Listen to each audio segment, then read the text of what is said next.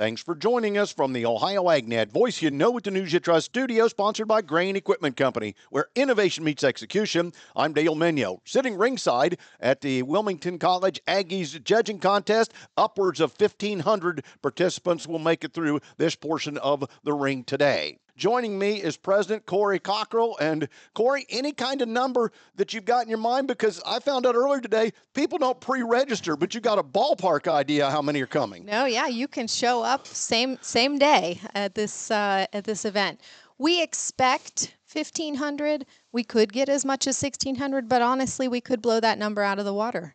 Well, that sounds like a lot of fun. So let's back up a little bit. When it comes to Wilmington College, for the longest time period in our tagline, we said for a hands-on experience. It doesn't get any more hands-on than this event starting right after this year for next year. That's right. It doesn't. We love this event each year because it's often the first connection point students make to Wilmington College, and especially Wilmington College agriculture. It is truly a hands-on experience. You've seen it. But honestly, what I love about it is it's 2 or 3 hours of high school students in silence, moving together, right? Learning about agriculture, learning about livestock judging, crop judging, equestrian judging. It's just a great hands-on experience for our students, prospective students. Well, and it's great for your students to get the experience of how do you move a large group from point A to point B, because if you run them into each other, you've got a little bit of chaos. There's nice signs on all the pens, but things have to happen in the right way, and that's just part of the growth that's going on at Wilmington College. Is it true you actually have a food service now that's going to try to get things from your students?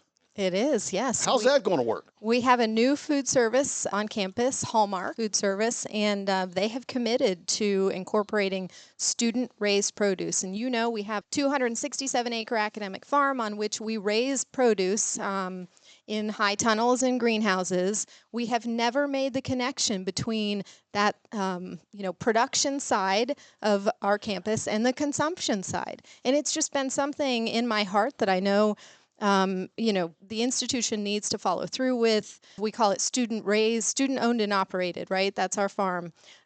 It's time for us to connect the nutritious part of food services with what we do. I was beginning to think maybe it's going to be from school farm to school cafeteria. There's got to be no new slogan in there. It is, yeah, farm to fork. Somehow we're going to build that in. Even honoring the students who are growing the produce. I'd like to see, Billy's lettuce right there on the salad bar. Brand your own, and people can ask if they're thinking about that as a major or production. Yeah. Talk more about it. You know that my passion as an academician was in ag communication, and what I really wanted to do was connect producers to consumers. And thank you, Corey Cockrell, president of Wilmington College. Find out more at wilmington.edu. Today's weather brought to you by Seed Consultants. Simply better performance online at seedconsultants.com. Here's the forecast. A low-pressure system moving today through the Great Lakes continues to bring showers across Ohio. Temperatures starting off mild, near about 60 degrees, with gusty winds up to 45 miles an hour. Rainfall totals will vary, the eastern half of the state seeing up to 3/4 of an inch, while the southwest remains lower at around 1/4 inch. By midnight, temperatures will drop down to freezing, setting the stage for Thursday morning snowfall. Highs tomorrow will be below average in the low 40s, with cloudy skies early, followed by plenty of afternoon sunshine. Winds will shift from the northwest at a steady 20 miles an hour, though gusts ease up in the morning. Come Friday, another round of precipitation. That'll start with morning snow in central Ohio before transitioning to rain. Highs remain slightly below average, and that cooler trend continues through the weekend. Both Saturday and Sunday you'll have partly cloudy skies with plenty of sunshine. If you're up by Lake Erie, you could see some snow early Sunday. More warmth as well as moisture come Monday evening.